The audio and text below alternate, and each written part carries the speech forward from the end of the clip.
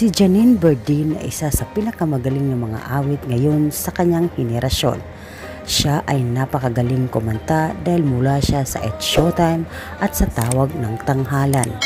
Hindi alam ng kakaramihan na isa pala siyang iniidolo pala niya ang ating Miss Maymay Entrata. Dahil kakalabas lang ng bagong album ni Miss Maymay Entrata na Dugong Palaban at in-upload niya ito sa social media at sa kanyang Instagram, na kung saan ay nagkaroon ito ng samot-saring komento. At isa na nga dito na nakita ko na nagbigay ng komento ang sikat na singer at magaling na mga awit na si Janine Berdin, na talagang makakita mo sa kanyang comment na talagang napahanga siya dito kay Miss Maymay Entrata. Tuwing merong bagong kanta si Miss Maymay Entrata ay talagang hindi mawawala sa comment section ang magaling na singer at magaling mga awit na si Janine Berdin.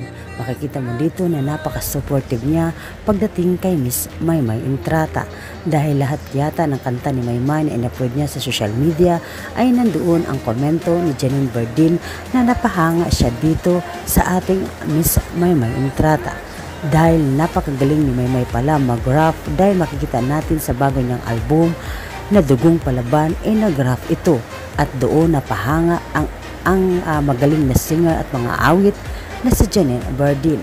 Nato na guys ang komento ng ilan sa mga netizen, at isa na nga dito ang komento ni Janine Berdin tungkol sa bagong kanta ni Maymay na Dugong Palaban. Narito at panoorin po natin, at huwag niyong kalimutan mag-reaksyon, mag-komento dito po sa ating YouTube channel na ito. Kung meron pa kayong comment, reaction at opinion sa video yung napanood, just comment down below.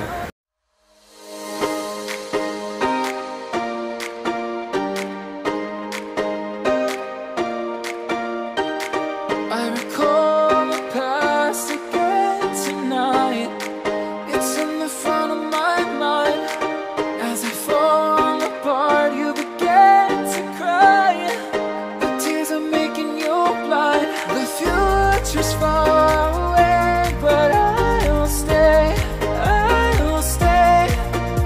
just take a leap of faith, we'll find a way for you and me.